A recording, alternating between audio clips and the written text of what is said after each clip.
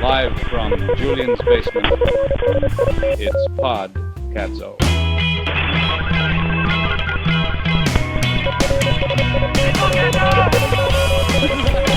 You give us an hour, and we'll give you the world. The world consisting primarily of YouTube references and Steely Dan trivia. I just love that podcast. It's podcadzo.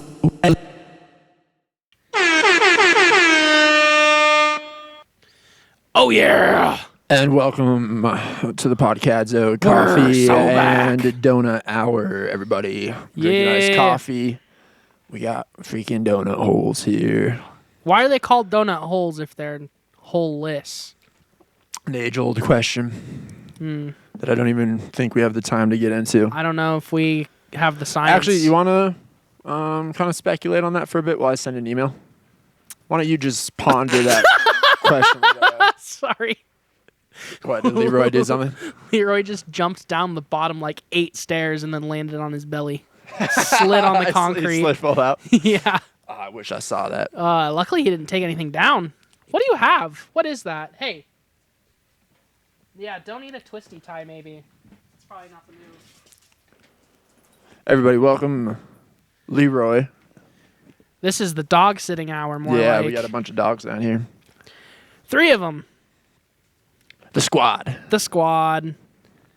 And 2 of them are pretty well behaved at a time. I do dare say I'm going to go in for my first donut hole of the Yeah, pop of that the shit pod. open, bud. Get in there. They're so good. They're like unreasonably good for just like grocery Where are store they donut from? holes. They're from the grocery store in Wellington, Ridley's. Shout out Ridley's. Great little family market.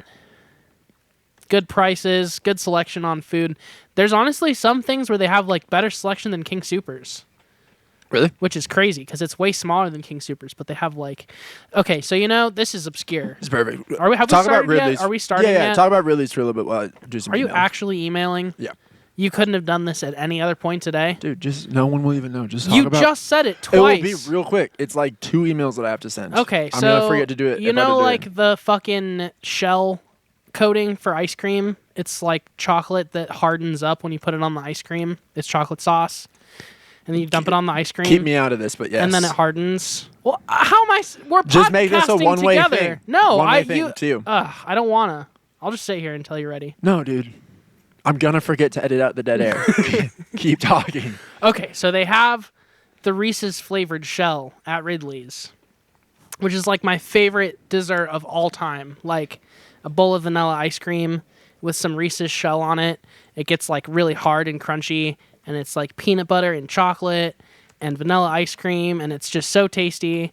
And they don't have that Reese's shell at King Soopers. They only have like the basic bitch chocolate stuff, and that stuff's not very good.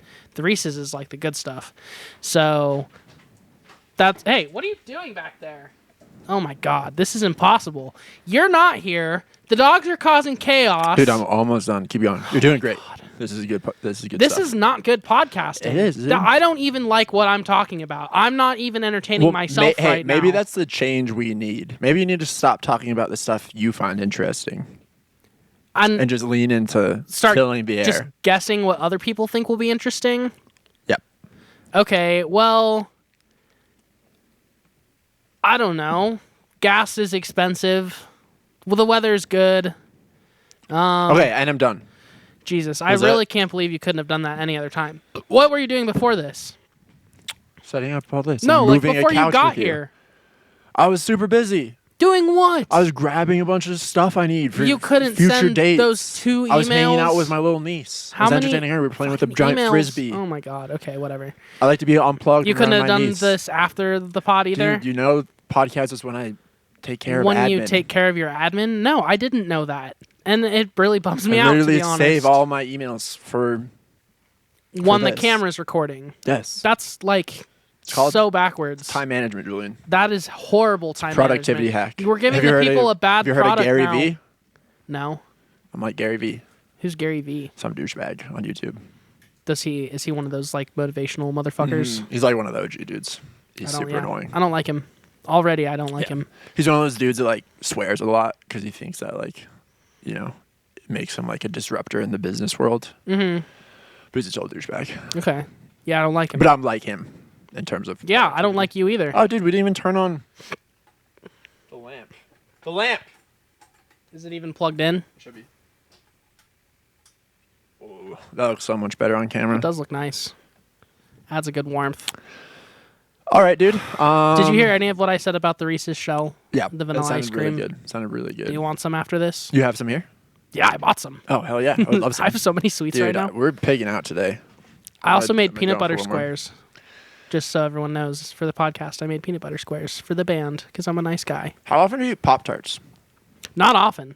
I'm not kidding. I eat Pop-Tarts every day. I buy Pop-Tarts because I'm like, oh, those look delicious, but then I don't eat them. And they're not that good. Also, I just bought the Pillsbury... That's wrong. What? They're very good. Pop-Tarts are delicious. They're not that Brown good. sugar cinnamon. It's is good like one of the it's best. good like on occasion. It's not good every day. I honestly don't know how you eat one every day. That's pretty fucking crazy. It's good energy. It's not. It's sugar and simple carbs. Exactly.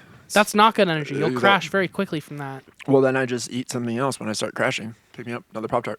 Why don't you just eat something that gives you good energy the Julian, first I time? eat all sorts of stuff throughout the day. Pop-Tarts is one of them. Okay. And I feel great. Do I eat you a lot get of the stuff same done flavor every day. every time, or do you get a different flavor each time? Yeah, brown sugar cinnamon is the That's only like one I the really fuck Okay, with. so then you agree that Pop-Tarts aren't that good. Yeah, strawberry is almost inedible. Yeah, no, bad. But Cherry- the Pillsbury toaster strudels, those are I have amazing. some toaster strudels right now. That's what actually, at I'm home. eating right now. I have Nice. some strawberry and some cinnamon roll flavor, and those are delicious. Great breakfast. That's been my go-to for dessert. Oh, I've been dessert. eating like a fuck ton of food lately. So usually after dinner, I usually my first thing after dinner is like a handful of chocolate chips, and then I let that digest, for 10 minutes, and I'm like, I feel like some cereal, but I don't eat sugar cereal For dessert? For dessert, Okay. cereal has always been my favorite dessert, sugar cereal. Lately though, I've either been doing grape nuts with raisins For dessert? for dessert. Fuck you. It's Literally, really good, fuck dude. you, bro. I might have to Grape walk nuts out with of this raisins spot is right really now. good. Dude, that's actually trash. The raisins Why make don't it you just sweet. eat like something that's good? Hey, Like actual dessert. What? to each their own. No. Haven't you learned that by now? Grape nuts are a You thing. If you said motherfucker. I get up at 5 a.m. and I eat a bowl of grape nuts for breakfast, I'd fully endorse that. But eating them after dinner I eat them for breakfast dessert, sometimes too. dude, you're crazy. With lots of raisins. It makes it sweet.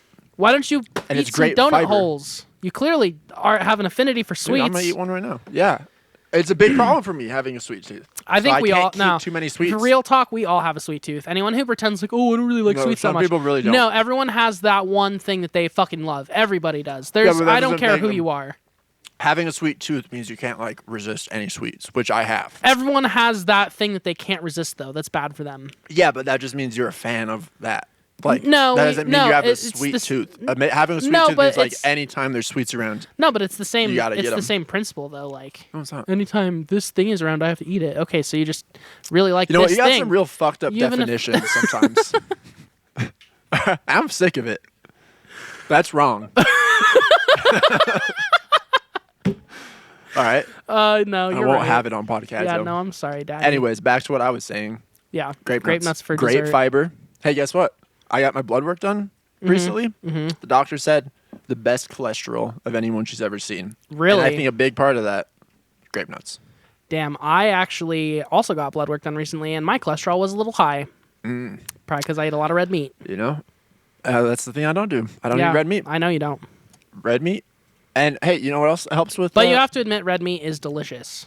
You know what I actually have Do after you remember dinner? when you used to eat red meat and you'd be like, "Damn, this is red like meat is very good. so good." Yeah. Yeah, it's hard. That's hard. Like, I don't have a sweet tooth, but if red meat is like, if I'm at a place and I'm choosing between chicken and red meat, I'm gonna choose red meat every time. That's like my Achilles heel there. I actually had I temporarily broke my vegetarianism in I've been a loose vegetarian lately.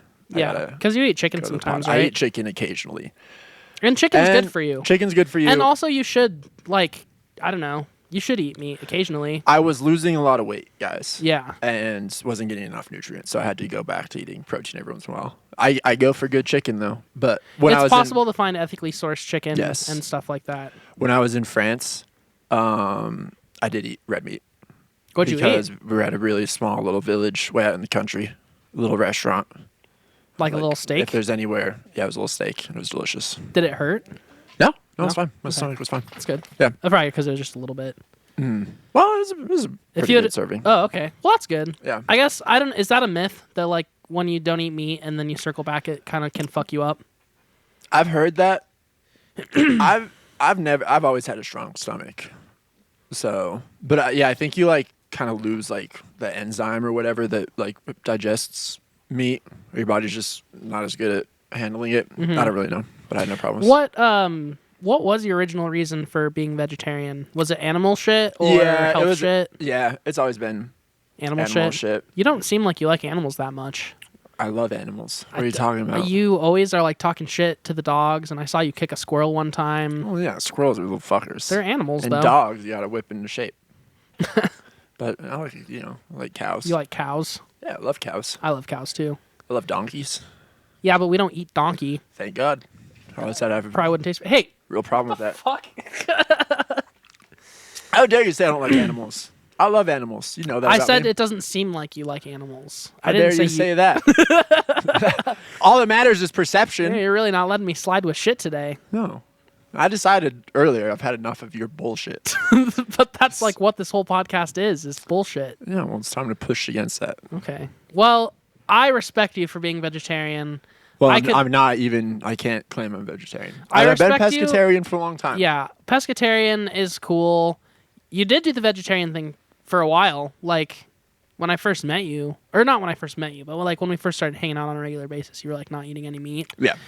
and that was for like When a this few band years. first started, I was No strictly vegan, Yeah, vegan. and I was a good vegan for a good. Couple years there. No, I think I made it just shy of a year. Oh, really? Yeah, Felt like a long but time. it was like I was dedicated. The thing that makes me actually the most sad about you being vegetarian is that I can't enjoy certain foods with you. You know what I mean? Like we can't eat them together. Like, well, yeah, not only that, but like, not saying that this would happen often, but like, I could cook you like a delicious feast. You know what I'm saying? Come over and chef some good shit up. But like, all the good shit I know how to cook is like very heavy with the animal products. Well, if you do like Not all of it, but a chicken dish, I may entertain sometime. yeah. I Yeah. made a bunch of chicken salad kits earlier. Okay. Maybe have some of that sometime. Are you food prepping? But I'm trying. Yeah, Nice. we like kind of touched on this, I guess, before we started rolling, but I'm trying to get not fat. So, I have this very like, Which, for anyone who only listens to the audio version of this and has no idea what Julian looks like, he's not. yeah, fat. I'm not fat. He's For not the fat. audio listeners that have never seen me before, You're I'm not even what fat. anyone would describe as chubby. I'm definitely chubby. No which, one would there's see nothing you wrong and be with like, that. that would not even be in the first like 5 descriptors of you. Maybe not. Maybe not the first 5. Maybe like the first 15. But still, I'm not as healthy as I could be. I eat Sure. a lot of fast food. Sure. I got a gut. There's nothing wrong with having a gut. I like my gut. Like I'm not trying to not have a gut whatsoever. I'm not trying to get like fucking ripped and be like a muscle freak. But it's just about I'm just feeling trying to good, cut right? back. Yeah, getting energy from like getting natural energy from food is a big thing, and fast food obviously like doesn't really give you energy and it doesn't sustain you for very long, and it just is expensive and adds up. And I don't even like it. Like my whole thing with food is like I just eat fast food because I don't like, or that's not even true. I love cooking. Cooking is like one of my favorite things to do, and I'm pretty good at it too. And I have a lot of stuff I have a very well equipped kitchen to cook pretty much anything I need. I have like a flat top and a grill, stove, 2 air fryers, like fucking everything. I have a lot of utensils. I also work in a kitchen for a living and have like a lot of kitchen experience. So it's like something I really enjoy doing. But after working all day, I'm just like lazy and don't want to cook. So I've just been like really sure. heavy into the fast food thing.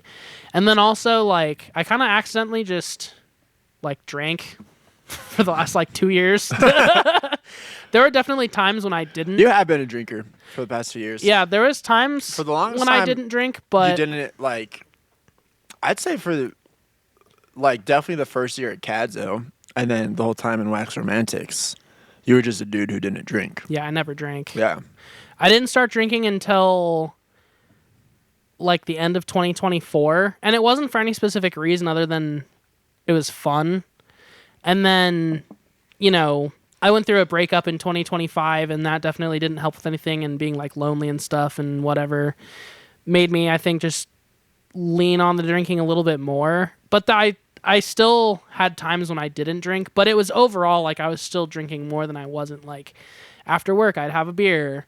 On my days off, like I'd have a couple drinks like in the afternoon, and I kind of just realized like I never ever used to do that, and I was overall like way more productive and happy when I wasn't drinking. So I've cut the drinking back out completely.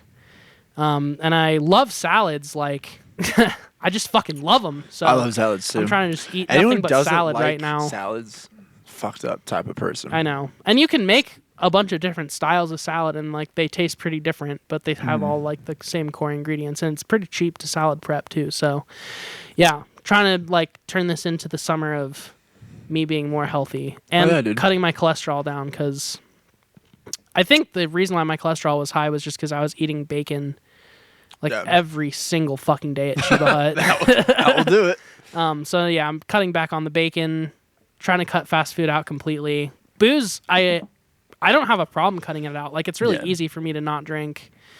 It was more just like I was drinking because I was bored, and now I'm just like doing other stuff to not be bored instead of drinking, which is I think a good thing. And I know that like everyone kind of struggles with that. Like a lot of people drink super casually, like, you know, a beer a day, 2 beers a day, whatever. It doesn't seem like that big a deal.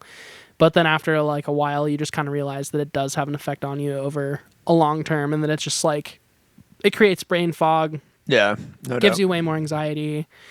It makes you fatter. It makes you puffier. Like, just it's not really good in any way. So, yeah. Right on, bro. Yeah. I fully support this change you're making. Well, in and your you've life. been doing a lot of the no drinking thing too. Like, yeah, you cut drinking out for a good while. Really, the whole like for the first 3 months of this year, I barely drank at all.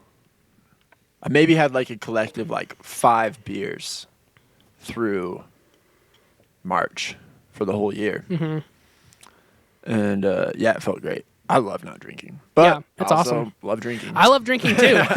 And lately, I've been loving drinking. Drinking's really fun. Not that I've been going that hard. No, but it's like that's the thing is like special occasions, right? Yeah. And moderation. Like having a beer every day, you don't really think that that's as big a deal as like getting drunk once a month or whatever, but it just compounds way faster. Like when you're drinking a drink every day, it starts to deteriorate your body way more over a short period of time, rather than like not drinking at all and then having like one night a month where you like go fucking crazy and just like get fucked up with the boys. And I'm not even planning on getting drunk once a month. I'm really going to try to save it for like very special occasions like before, because like the whole reason why I didn't drink from like pretty much ages 18 to 26 or 27, or I guess even 27 would have been the year, but like my reason for not drinking was just because it made me feel like shit, like mentally. I would get super sad and be like very like prone to just like isolate myself, and that kind of like went away. Like I learned when I started drinking a couple years ago, I realized like social drinking is like really fun if you just like keep up the energy and like stay around the boys and whatnot. have you seen this, bro, on YouTube? No. Knee Spain, day one.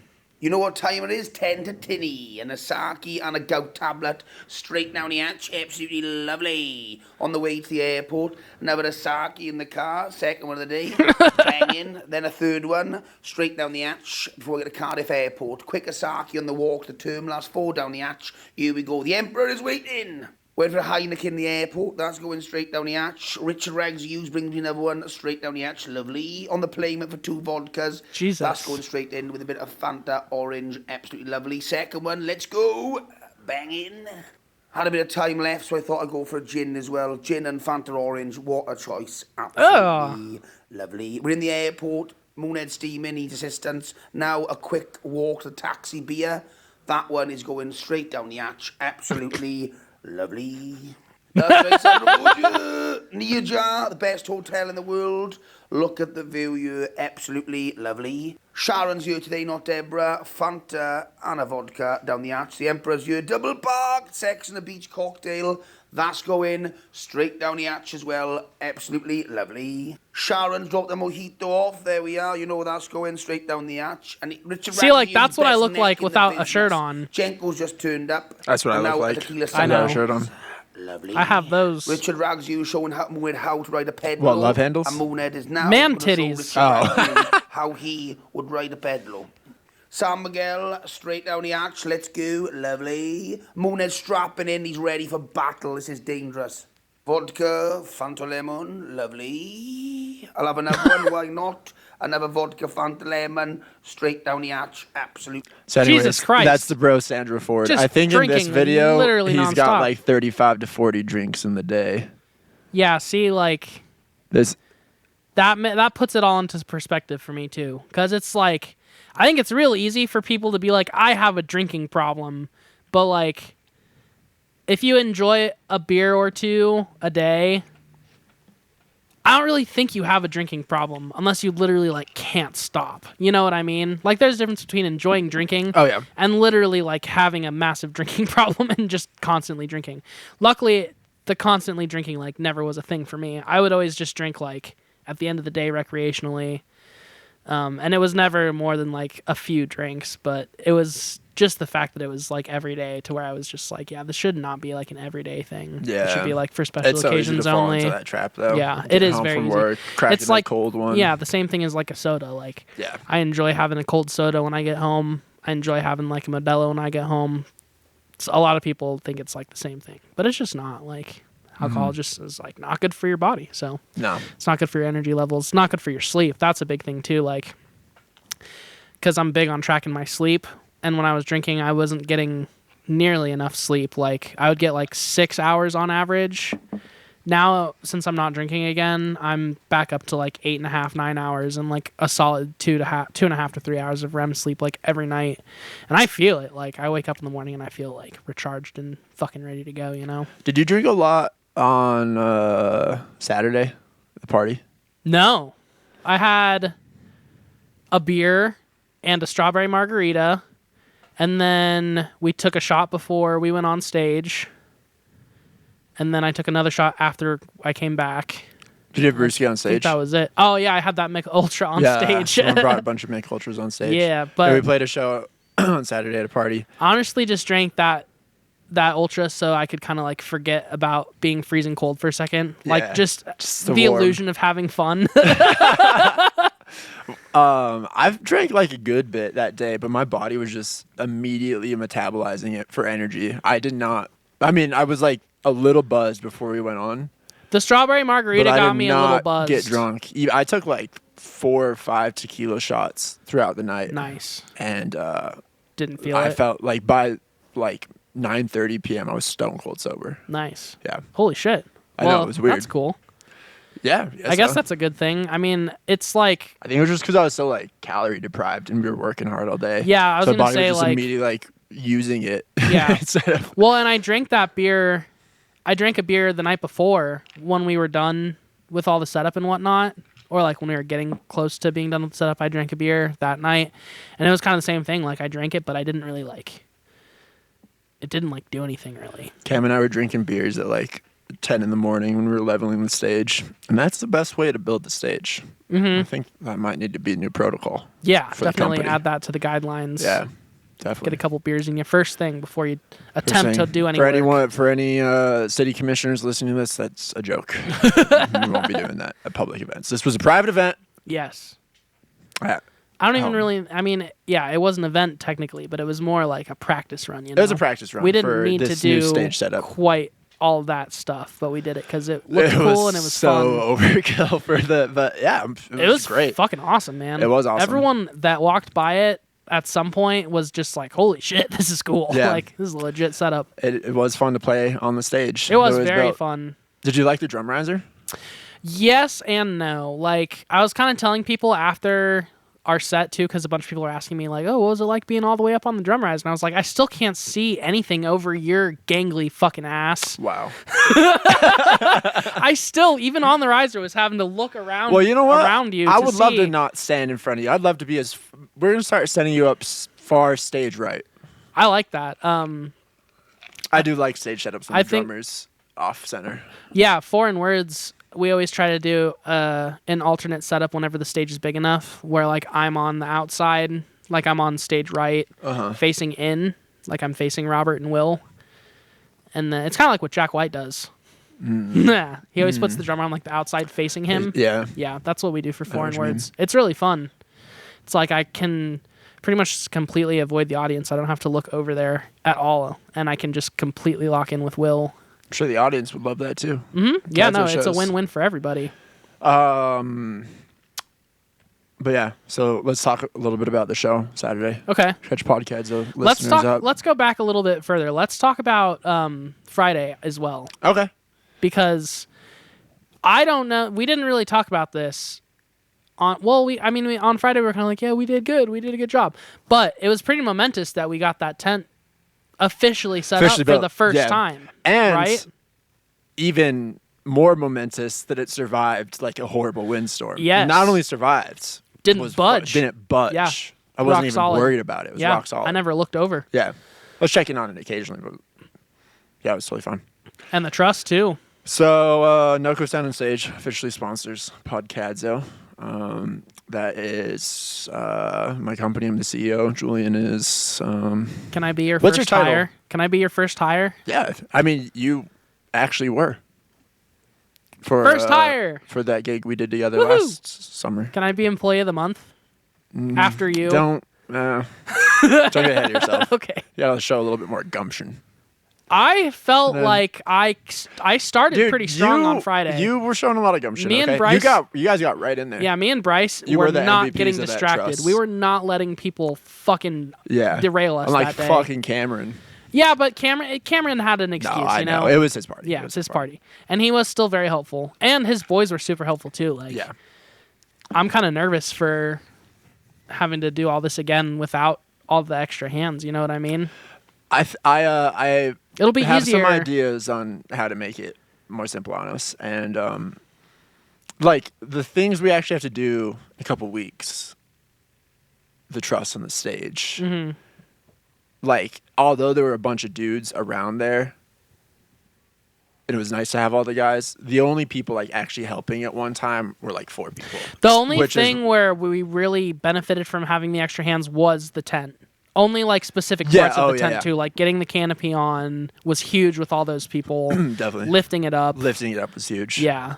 Cam and I fucking took it down. Julia helped, and then my mom was there, and she was kind of on standby. But we developed a real good system to take it down, so that was good. But anyways, yeah, for the business, I have this massive tent, 20 by 30 tent. Would you remember to put a picture of if it you want to up? rent it. Oh yeah, I'll throw it on the screen. I won't remember. No way will I make it this far in the Okay. episode. Anyways, go to nocosoundandstage.com if you want to rent the tent. And Or the stage. or the stage, Or the truss. or use me as a sound engineer, or if you need a DJ for your wedding, or anything. I'm here for you. But yeah, so they were like, Julian and I had tried to build the tent, and Cam, shortly after I got the tent, I was like, let's do a test run on this thing, let's build it. You were excited. I was excited. I still am excited. And that day was a success. We got pretty far. We stood it up in the air. But right when we were standing it up, this crazy wind came out of nowhere. It got a bit chaotic. And Cameron broke his toe. he didn't actually. He's such a baby about that. Those poles aren't even heavy. They're pretty heavy. I dropped one on my foot. Really? I mean, it didn't fall like all the way down like Cam's did. Yeah. But Well, no, I that, just carelessly that was dropped the one on thing. my It foot. fell like 8 feet directly onto him. yeah, he's fine. He's a baby. His toe wasn't even bruised. Yeah. It was the kind of break where it broke so cleanly that there wasn't even Just cut blood. it right off. Yeah. Yeah, and the pole was hot for some reason, so just immediately cauterized it. But we had Hey, like pro tip for all you out in the field: heat all your equipment up so that Yeah, it's yeah, boiling yeah. hot. yeah. Don't forget your gloves when you're building the stage, though. Yeah. So anytime you touch anything, it's 3rd-degree burns immediately. Yeah. But You only need to learn that lesson once. Cam, for the party on Saturday, Cam had like 15 of his friends there. So we were standing up this big tent, and like just like 15 dudes were able to get around and just pick it straight up. Yep. It was very nice. Very nice experience. And very, mind very you, easy. we did this all a full day before the event too. So like we had ample time to kind of just fuck around, make sure everything was perfect. Yeah. And like, I don't know, not really stress about if things got slightly behind schedule. Not like there even really was a schedule to begin with, but like, you know, we didn't have to like rush a lot or push ourselves super hard to get it all done. It was kind of just a relatively casual setup, and there was like a hiccup or two, but that was pretty much it. There was literally one hiccup or two. And yeah, I don't know. It went very well. And doing all that the day before playing what was supposed to be like a double header set was a lot. So I think we did great. Podcadzo really put in the work.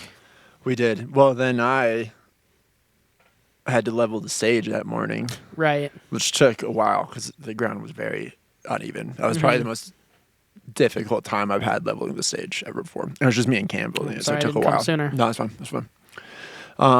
So yeah, I was exhausted by the time we played our set. But I felt good. It I was was like definitely the just kind like of running exhaustion. on fumes. Yeah, you don't really feel it until after everything's over. Yeah, but I could like sense a big crash coming, and like for right when that weather rolled in, and like then we were shuffling to like tarp a bunch of stuff because right before we were gonna start playing, just out of nowhere, this like terrible wind and rain rolled in.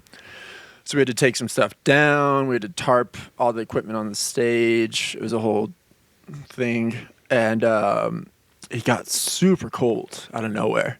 It dropped like 10 degrees in an hour. Not even. I felt like in Maybe the less span of than like an hour. 10 minutes, it dropped like 10 to 15 degrees. It was 68 degrees at like 5:45, 6 o'clock, and then by 7 o'clock it was down to 57. Yeah. Which is crazy. Jared, shout out Jared Jansen. Jared got the good set.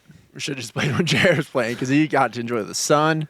He was on stage when the wind came through. Yeah, that his last song got a bit rudely interrupted by the wind, Yeah. and then it didn't really stop until right when we finished playing our set. Yeah. At like 8:30 at night. Then the wind stopped, wind and it was a stops. very, very nice evening from there on out. Yep. But definitely the coldest set I've ever played.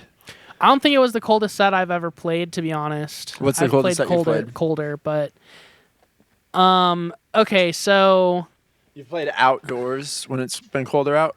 yes, and Will Benson was actually there too. Shout out Will Benson. Blue Taboo back in the day. I don't even remember what it was like a cancer walk at CSU, but it was overnight. It was like an overnight cancer walk where people just walk in the oval for like 12 hours straight to like raise awareness or something. And Blue Taboo was supposed to play it, and we were going to play it the whole night. Like we set up the stage at like 5 p.m. and we were going to play from like 8 p.m.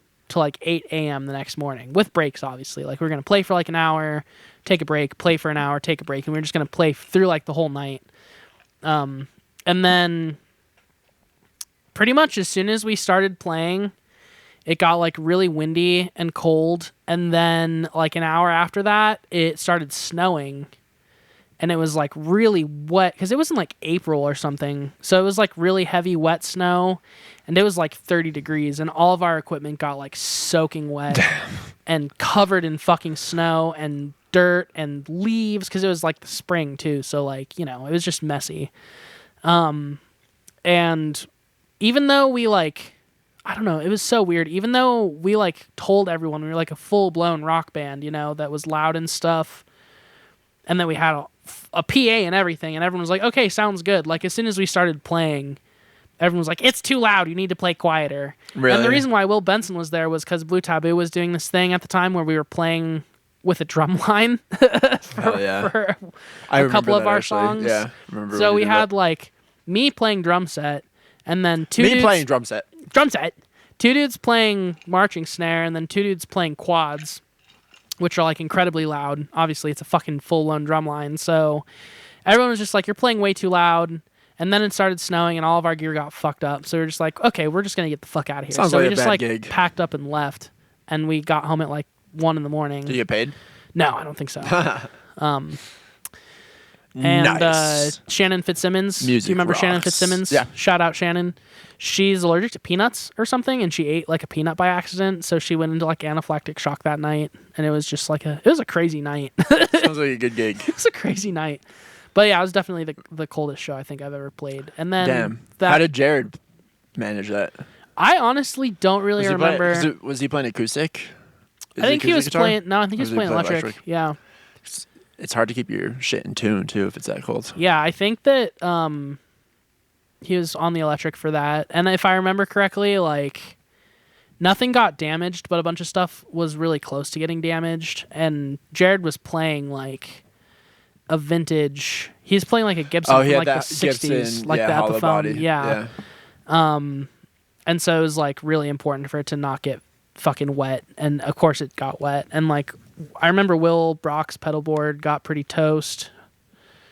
My drums all got super, super wet. And like they made us, and it was fair, they made us like move our cars completely off site when we were done loading in everything. So we had to like load off the stage and leave everything like on the snowy ground while we went to grab our cars. So like everything was just continuously getting fucked. And then when we went to put everything in our cars got super wet too because everything was wet. And it was just like a really bad night. And yeah, we didn't get paid. Is that the worst gig you've ever played, would you say?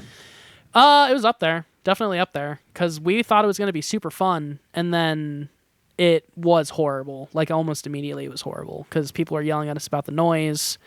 And we were trying to play quieter. But like, it's like when you ask a rock band to turn down, like there's only so much that they can really do. You know what I mean? Like, Yeah. I have this sick picture of me reading a pocket constitution though during that set. I'll see if I can find it after this for you. While playing? Mm-hmm. Why were you doing that? Because I was bored. Is it a slow song or something? Probably. Nice. Probably one of Jared's stupid ballads. That is good. What's the worst gig you've ever played? You know, I've been pretty lucky. I haven't had a Was lot it of Saturday? yeah, it was Saturday. I haven't had a lot of nightmare gigs that I performed at. I definitely have a fair share of like nightmare gigs that I've done production for. You know, been a sound guy for. Yeah, well, I don't care about those. But the one that stands out, it was actually a fun time, good story. I don't even remember what the name of this little town was, but Savage Cabbage, my high school band, got booked to play some like party at this little mountain town. This person owned like a pizza parlor that had a really nice stage, like big stage in the back. And like everyone in this little town turned up for this party. So it was a pretty good crowd and pretty fun, and they were all like digging it. But this cop kept showing up, like the one cop in town, and told us like we had to stop. And then the owner would come out and yell at the cop and then yell at us and say, if you guys fucking stop playing, you're not getting paid. And we're like, all right, we're going to keep playing. And then Classic I don't rock remember hard if place. the cop like turned. We ended up playing in like total darkness, like couldn't see anything. We could like just barely see all these like hippies out there dancing. And this cop showed up like, 5 or 6 times. It was like threatening like legal action against us. But we're like, fuck you. Like they hired us. They told us to keep playing. Like it's not our fault. Take it up with them. And we ended up like playing a couple hours, I think. And so it ended up being a good time. But it is the combo of like the cop yelling at us and playing in total darkness. Yeah. It's kind of crazy. Yeah. Dude, lighting, it's crazy how much lighting can fucking ruin a good set. You Yeah. know? There was this one, but Summer of Peril played a show last summer at Seven Circle in Denver. And during one of the songs, the light board like freaked out and just started strobing the lights like for the entire song. And I was about to like lose my fucking shit. Like I was about to have a panic attack. I was like legitimately freaking out. And like Matt crazy. and Alex in that band are both like army guys. So like I can't even imagine what kind of shit like where that took their brains, because I'm just a civilian with like no PTSD, and like that still made me like incredibly stressed out and very like, it made me feel like sick. Like, I felt not great. And then the whole rest of the set was just like kind of fucking ruined after that. Like, it never fully came back. And we were all pissed, and it was just kind of like, oh my God, like, why? And then after we finished the song and the light board was like fixed, the sound guy was just like, oh, sorry about that. Just like, yeah, okay. Like, it's fine, I guess, but it was actually horrible. That sounds pretty shitty. Yeah, strobes are intense. Yeah. For too long. Oh, yeah. Definitely. For more than like 3 seconds, it's like, Yeah. it actually will fuck with your brain. Most definitely. Yeah. There's just a show at Washington's where the touring LD programmed the console incorrectly and was turning on the house lights like in the middle of the song, like for the first like half of the set. Everyone was like, "Whoa!" Because it's very jarring for like, Yeah. all the lights All and the the house lights that come on. But yeah, I don't know. Yeah, I haven't had a lot of like horrible shows we've played at. I don't think we've had a single bad Cadzo show. Well, no, I'll take that back. We've had a couple. Yeah, I mean, any show at a fucking Like bowling 2. alley. I think I the can't only believe time we keep the going only back to time playing I've ever bowling seen you alleys. like actually legitimately very upset was at that bowling alley. Like I've seen a lot of And I get pretty instances upset where you every could time get we're at the bowling alley. well, no, but it was like actually like you were like actually mad. You know, there's like being annoyed and kind of like this kind of sucks, but then there's also just being like mad, like fuck this, I don't want to be here doing this. And it was that. But it was all of us though. We were all just like fuck this. Yeah. Like, yeah, but no, that's our fault because we know what we're getting into and we keep going back. Yeah, I know. I always think it's gonna be better. It's never better. But there's just like not that many other options for us, you know? Like Hey, you we gotta can't take play. gigs that come to you. Yeah, we can't play like. Apparently, we're not good enough to play the Aggie, or like. Obviously, we'll never be good enough to play Washington's. I've lived in this town for the entirety of Washington's existence, and I've never even been like remotely considered to like step foot in that building unless I'm paying full price to see someone else play there. And then like not all of our cool clubs, but a decent amount of our local cool clubs that we would have played in the past are like getting bought out by new people and like they're changing it, and it's hard to like be a band that plays at those places without being associated with the changes that are being made. And there's just a lot of like slippery slopes these days in Fort Collins. So Yeah, it's always been a very politicky inner circle type scene. yeah. And I don't know. We played some good gigs in Denver though, Yeah. which I think is Denver likes us. better. Denver treats us well. Yeah. But anyways, should we talk about some music? Yeah. Is there anything on your mind, music-wise, in the music world? What's going on right now, even? Well,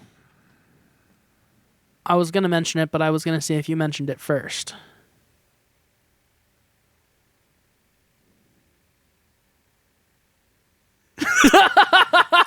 I'm not going to, I guess. Okay. Charlie? Oh, XCX? rock The new Charlie music? single? Yes. Yeah, What do you think? I love it. You do? Uh-huh.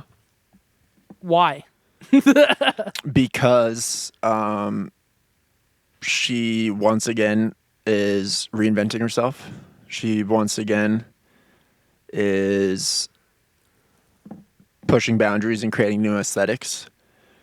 She made a song called Rock Music that isn't rock music, but at the same time, it's kind of rock music. See, that's the thing. At first, when I first listened to it, I was like, this isn't a rock song. But then by like listen 4 or 5, I was like, man, this is a rock song. Yeah. Unfortunately, this is kind of a rock banger. Yep. Yeah.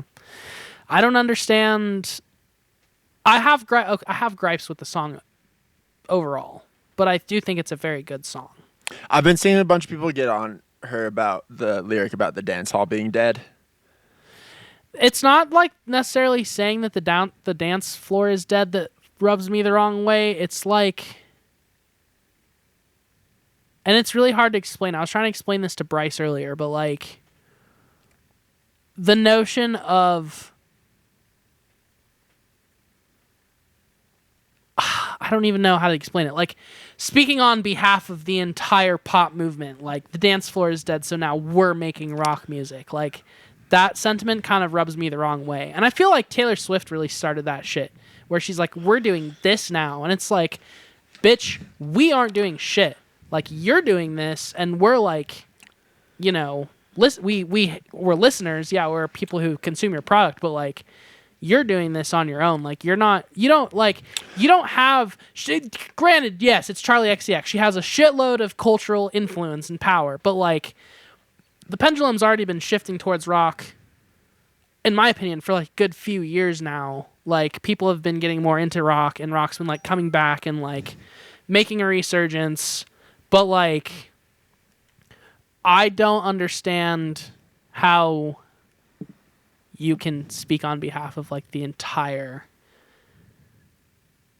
like zeitgeist like that. I don't and think it just annoys She me. specifically limits it to her and her friends. Her and her friends, but it's like she's still saying like, or not, maybe not saying it outright, but kind of like implying like, oh, if you're still making dance music while we're over here making rock music, then like, you're fucked, like, you're out of the circle, like, you're dumb, because like the dance floor is so dead. Yeah, but it's like not though. Like, there's also a lot of really, really good like. Well, pop I know that's the dance. other. Like, I think dance music and electronic music is having like the coolest period it has had in several years, and I'd say like Brat was kind of the catalyst of like all that starting 2 years ago, and it's just been rising up since then.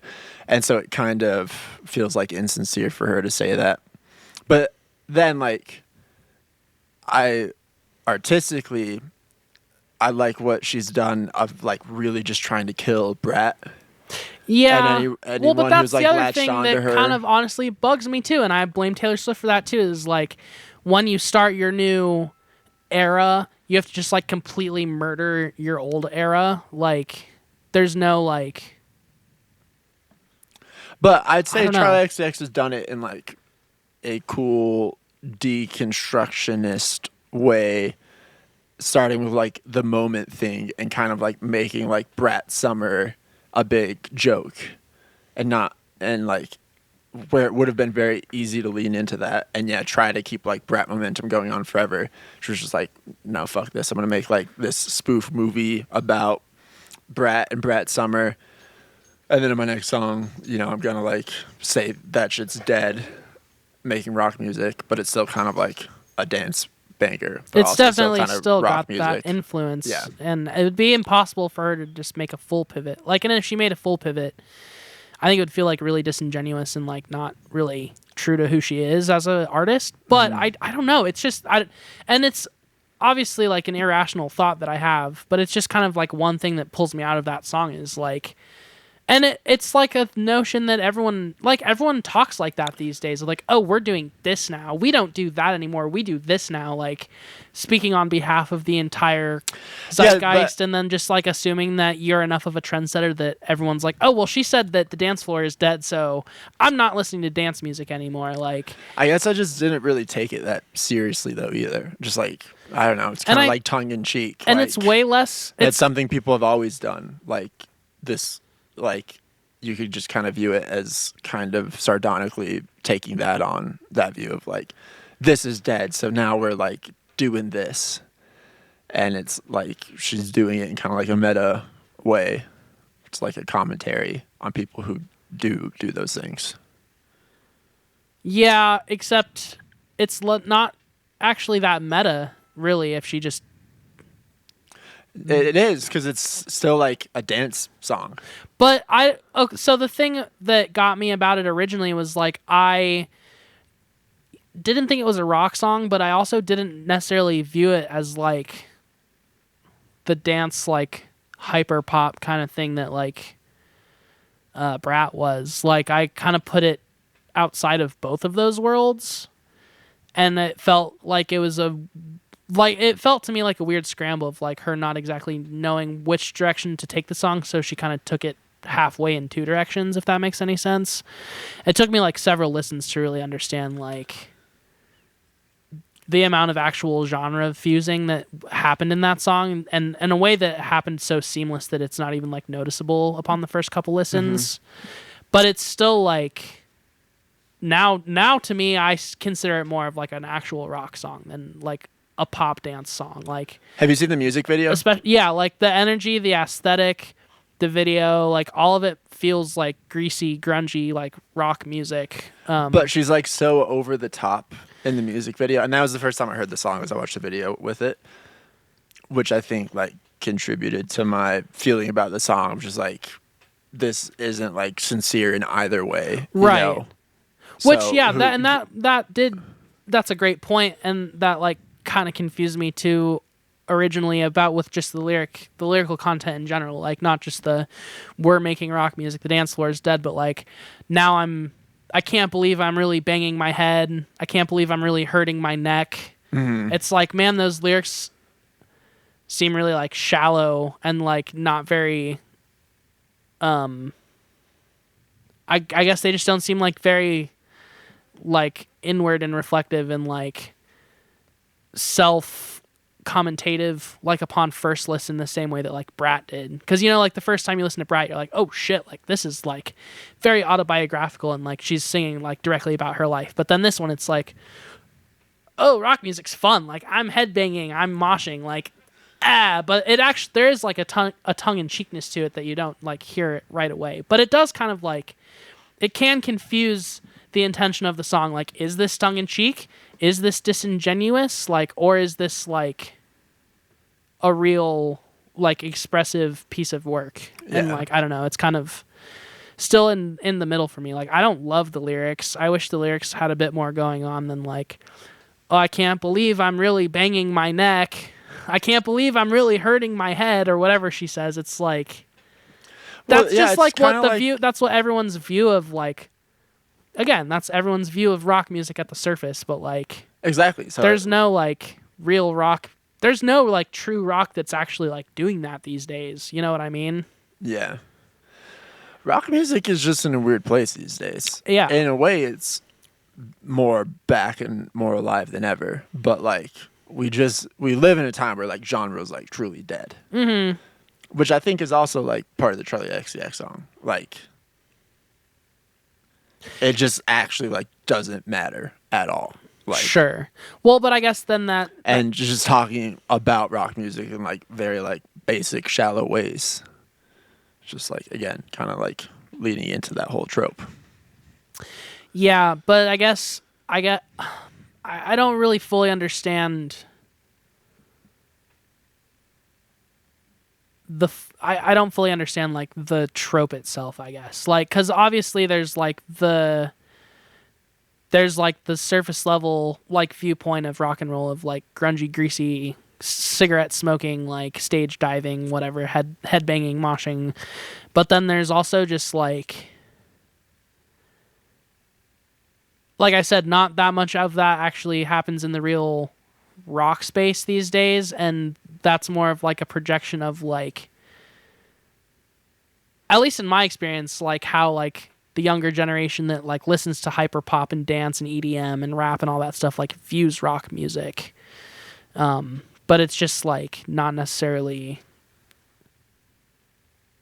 yeah, it's not necessarily like super reflective of where rock music actually is. So it's kind of like,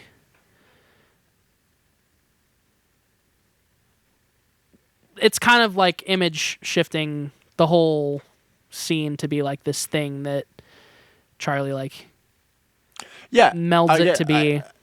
Like, it's like kind of jokey, tongue in cheek, like someone who's just like a very basic like 2001 understanding of like rock music. Like, oh, we wear leather jackets now. We make rock music. And like, yeah, it's just. But then she actually did it though, is the thing. But at the same time, it's like power chords. didn't do it.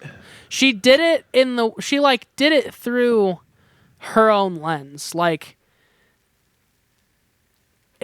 it has all the elements that, I mean, fuck. It's like what a modern rock album really would sound like in a lot of ways. Because, like, Yeah. a lot of people, especially that try to, like, still make modern rock, they take just as much from, like, the pop universe as vice versa. Like, there's drum machines and, like, auto-tune and samples and overproduction on, like, all rock music, essentially, these days. Like, modern popular rock, I should say. So like, So I think the fact that we've been talking about it this long and like can't really like put our finger on it No, is yeah, what makes that's- it great art. that's the thing, yeah. And, like, that's why I like it. Just like what we've been saying, like it's like the whole thing might be a joke. It might not be. She might be sincere about certain parts. The fact that people are like singing out like the dance floor is dead lyric. It's like, okay, you're gonna take that lyric like seriously. And like be like, oh yeah, she actually means that the dance floor is dead and that you shouldn't take electronic music seriously anymore. It's kind of silly. Yeah, well, but I don't know.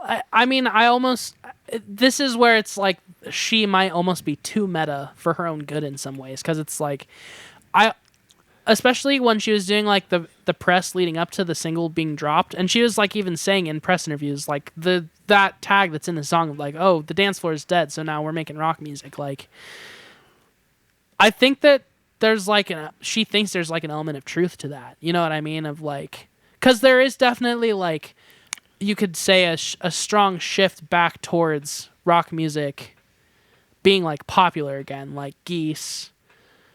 Mm-hmm. Everyone's been like losing their fucking mind over the Foo Fighters bullshit, and like, Have they? Are people into Foo Fighters? like, well, like your favorite Toy album cycle has like a lot of rock musicians like excited because it's like they're calling it like a return to form of just like being noisy and brash and like minimalist on Sweet. production. Nice. Yeah, That's awesome. just what we needed. Yeah. But who could have seen that coming? A return to form. For... God. yeah, they really need to just throw in People the need towel. to just stop fucking talking about Dave Grohl Yeah. for the rest of everyone's existence. life. Yeah, we still need to do our Fuck David Grohl episode. Yeah. We've We need been meaning to PJE do on that for a one. while. But yeah, so I don't know. Just all that to say in general, like I think there is a shift back towards rock and like instrument-based music, even if it's still like highly produced and whatever, and it's hard to tell all the time that like there are instruments in there. Like I do think there is a return to people like wanting that in their music again, and I think that Charlie is being somewhat like for reals when she says that she thinks the dance floor is dead. Like, I do think there is an element of truth to her saying that. And I do think there is an element of truth to her being like, I'm not necessarily like I'm exploring this world of rock for like the first time, but just like I'm bringing these elements of like the rock culture to like my world because it's like what the clean energy shift and like the zeitgeist is right now. Well, and maybe to Charlie X, yeah, she honestly feels that way. The dance floor is dead, and she has every right to feel that way. She kind of like, literally dominated the world for a whole summer and brought in like a bunch of people who were never like traditionally into club music or like, anything like that in. And maybe she got sick of like seeing what it had become, like, quote unquote, like posers, like becoming all about club culture and shit.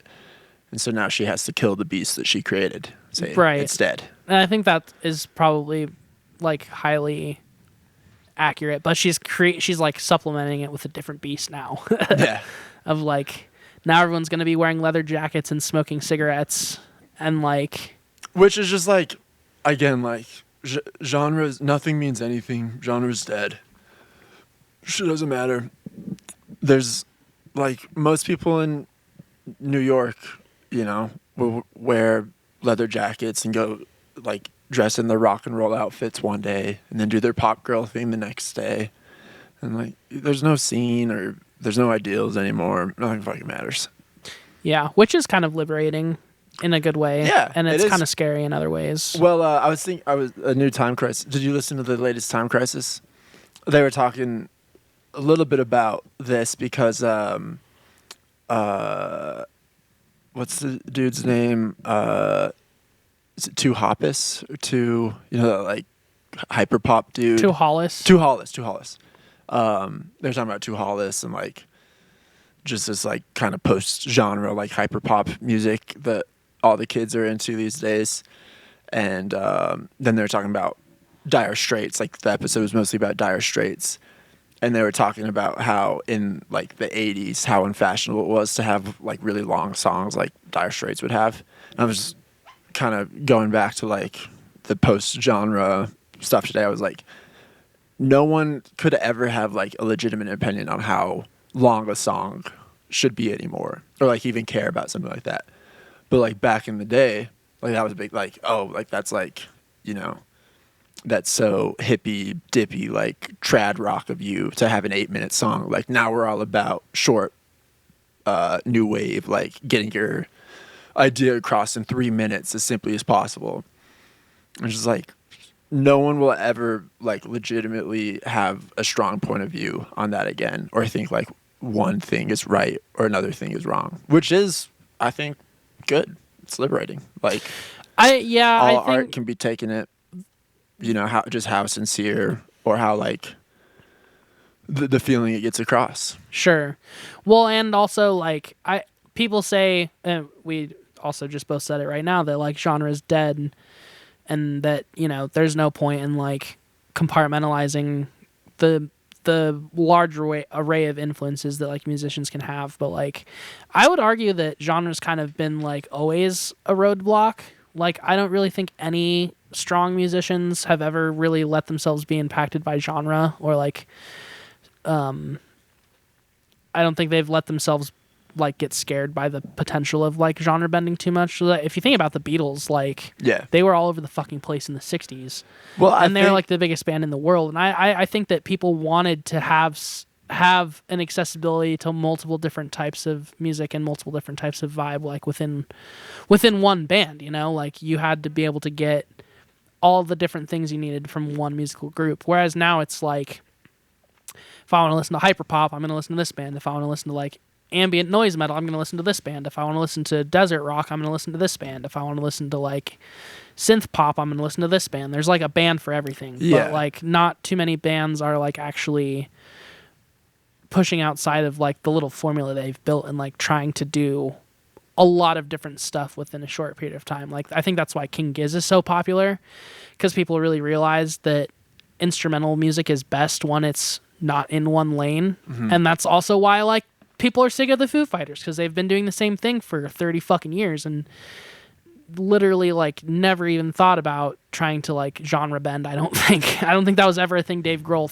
said out loud. It was like, oh, we should be more pop influence for this one. Like, but all that to just say like genre's always been like a roadblock that kind of stops people from like processing things that I think they would otherwise like have no problem enjoying if it was like packaged differently or even produced differently. I think there's a case to be made that like a good number of like the most quote unquote like important bands in history started off very genre focused and were like very much in a scene where like you had to live and die by the ideals of that genre.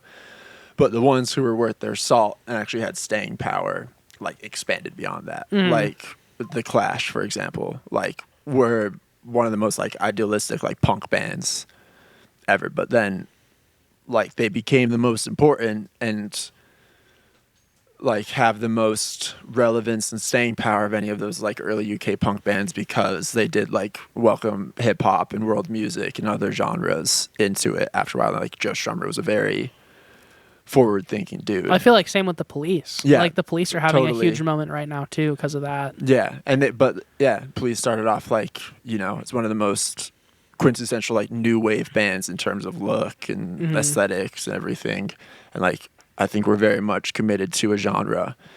And then same like Pearl Jam with grunge music, like they were like so in the grunge scene, but then as soon as like grunge became lame, they were able to think outside the box and like adopt other styles. And, Right. And so yeah, I think, but now like for new bands, it's like what genre can you really latch onto with that much idealism without just kind of seeming like you're clinging to the past or like Right. something that doesn't exist Especially anymore. with rock music. Yeah, no doubt. All right, well, I'd say that's the episode of Podcadzo. How long have we been going? Freaking, we really need to start a timer or something with this. I don't know. Where do you see the time on this thing? Oh, we've been going for an hour 4 minutes. Okay. Hell yeah. Okay. Good stuff. You had nothing you wanted to bring up for music? Oh, what have I been listening to? I've been listening to Charlie XCX. I've been listening to Kneecap a lot. Oh yeah, the Kneecap's really good. We talked about the Strokes single on the last episode with Connor. Oh yeah, new Action Bronson. I haven't listened to that. I think it's quite good. I really enjoy it. I'll add it. I wish it was longer. I wish the songs were longer, but I've been saying that for like the last 4 Action albums, so. I've never been huge into Action Bronson. Yeah, that's fair. It's very like singular. He doesn't really change the formula too much at all between albums, but I like that formula that he's working with, so I enjoy his albums. And Man, it looks dope on Apple Music with the blue. it does, yeah. The Apple Music update's actually pretty I know, legit. Apple Music's very nice to use now. At first, I was Although not I sure. will not be using the AI playlisting Yeah, me feature. neither. They will not replace us. No. Not replace true selectors No. like me and Julian. And also, like, I just think that anyone is going to get bored with something like that pretty quickly. Yeah. Might have good shock value at And it's first, called Playlist Playground. Get fucked. Okay. All right. Peace and love. Good night. Thank you. Donuts. I think I had 6 donuts. It's not bad.